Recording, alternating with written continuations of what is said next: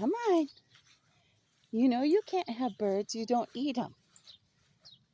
You just hurt them. And then they suffer. You don't do that. Moons. Psst. Mooners. Mooners. No, no, no, no, no, no, no, no. Stop.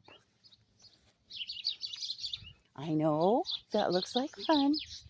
You are not hungry. Danger!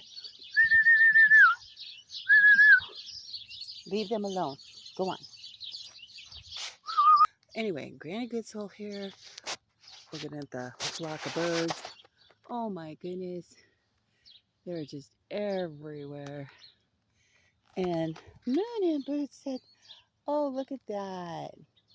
We're still cats. We still can't help it. We see a bunch of birds flying around, flapping their wings. We want to get them.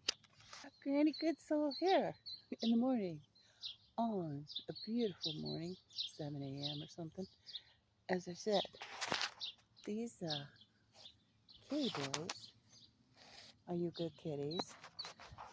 Of course, we come outside and there's just a flock of little birds just flying through here.